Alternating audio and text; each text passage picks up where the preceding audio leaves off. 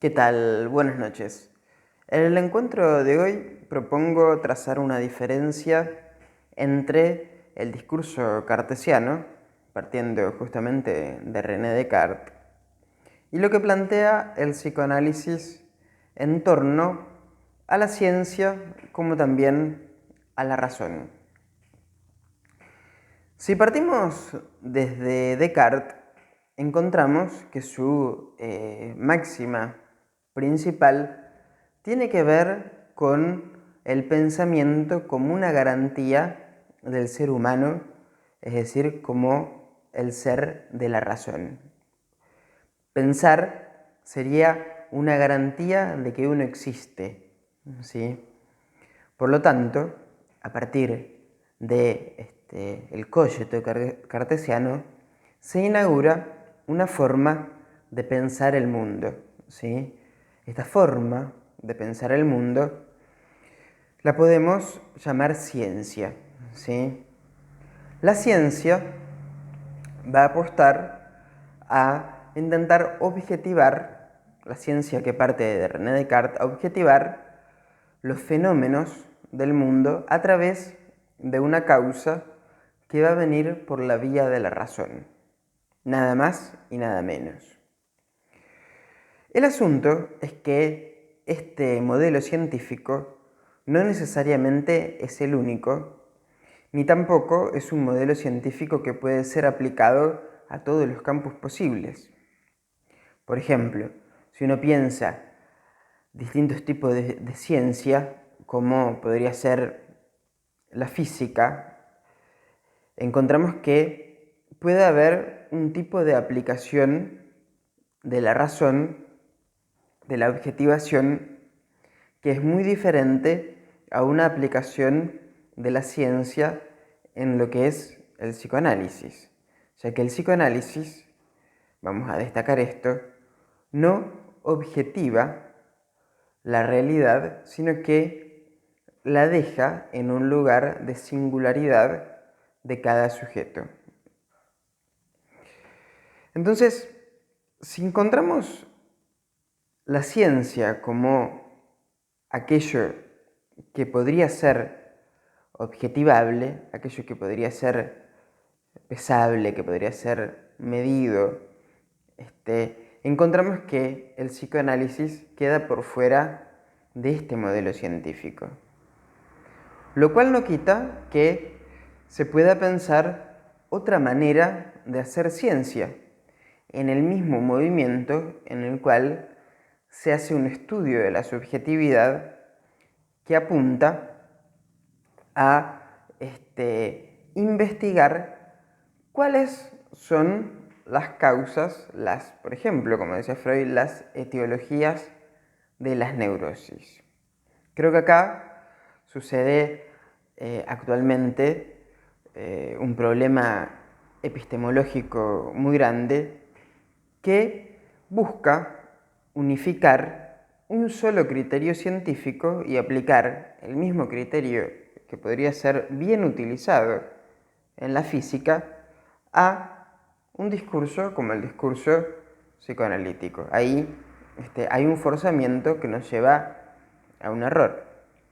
Como también creo que todo lo que depende del campo psi, podríamos decirle, es decir, psicológico, psiquiátrico, psicoanalítico, ha sido tomado por este modelo de ciencia que busca de alguna manera unificar los criterios y hace que no se pueda estudiar las verdaderas causas de lo que la ciencia llamaría, por ejemplo, un fenómeno, si quisiéramos hablar en estos términos. Por ejemplo, las neurociencias hacen estudios que a mí me parecen interesantes, pero que se limitan a describir algunos efectos de orden químico que podrían suceder en el cerebro, que podrían tener que ver con ciertas glándulas como sería nuestra glándula suprarrenal, glándula que va a estar ligada a procesos que tienen que ver con la lucha o huida en torno a la secreción de la adrenalina, la noradrenalina, el cortisol. Bueno, las neurociencias hacen un estudio que no deja de ser interesante sobre los efectos químicos que el cuerpo percibe en torno a una causa que queda velada. ¿Por qué digo que queda velada? Porque, y esto es mi opinión, así considero que sucede este problema, creo que las neurociencias apuntan a buscar una causa donde en verdad reside un efecto. Por ejemplo, un efecto hormonal. Si nosotros pensamos qué es lo que en aquella persona dispara ciertos procesos de orden químico, como por ejemplo la adrenalina, porque si uno dijera, bueno, la adrenalina es disparada en el momento de un robo, uno podría decir, bueno, esto tiene que ver con una adaptación que ha tenido el organismo del ser humano a secretar cierto tipo de hormonas que lo preparan para huir o para luchar frente a un peligro real. Esto va a decir la ciencia, la neurociencia, ¿sí? Ahora, ¿por qué un ser humano generaría este mismo proceso hormonal, que vamos a describirlo en profundidad en el próximo video, en torno a la lucha y a la huida? ¿Por qué desarrollaría este mismo proceso hormonal frente, digámosle, a un estímulo exterior que no tiene que ver con lo real, lo racional de la amenaza? Por ejemplo, las fobias. ¿Por qué una persona se pondría en una posición de lucha o huida frente a un objeto minúsculo que bien podría ser pisado, o uno podría irse caminando sin la necesidad de tener que acelerar el paso? Bueno, estas son las preguntas que el psicoanálisis inaugura y que no las inaugura la psicología, y tienen que ver con la causa que genera, por ejemplo, ciertos síntomas, ¿sí? Entonces, es importante distinguir esta cuestión de la causa y el efecto, porque de esta manera nos vamos a encontrar que aquello que Descartes sostenía como la esencia de los seres pensantes, los seres racionales, en lo que tiene que ver con el campo de las neurosis, aquello que parece tan racional desde el punto de vista científico se vuelve completamente irracional. Porque, por ejemplo, ¿por qué una persona tendría que revisar 5 veces el picaporte de la puerta luego de haberle pasado la llave, y tras repetir este ritual llegar a la esquina y tener que volver a revisar el picaporte? ¿Creen ustedes que es posible explicar la causa de este comportamiento, llamémosle de este carácter, por supuesto obsesivo? ¿Creen que es posible explicar por la vía química? Les propongo que a partir del próximo video hagamos una sucesión de estudios que tengan que ver con la diferencia entre la causa y el efecto. Porque es muy importante a tener en cuenta que los pensamientos no solo son de orden consciente. ¿Qué quiere decir?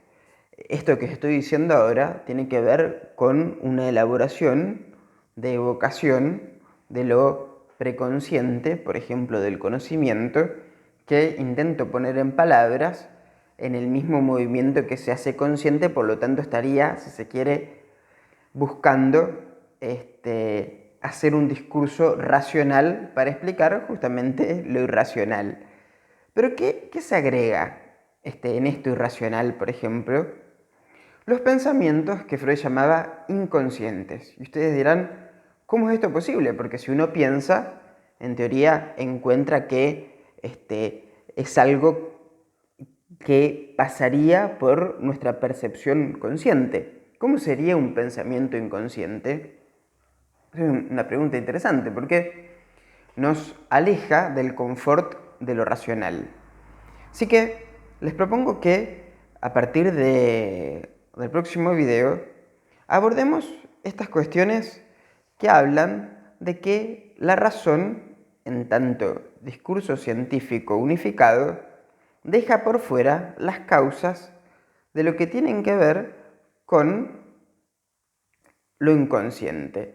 Así que les propongo que en el próximo video hagamos un recorrido que pasaría por el circuito neuroendocrino de secreción que involucra la lucha y la huida, para hacer una explicación de los efectos químicos, para luego pasar nuevamente al estudio de la causa de aquellos efectos químicos. Y es una causa que justamente nada tiene que ver con las hormonas o, dicho a modo sinónimo, con algo químico. Así que los invito a que continuemos en el próximo video interrogando la ciencia y viendo qué lugar tiene el psicoanálisis en torno a estos discursos. Seguimos la próxima entonces.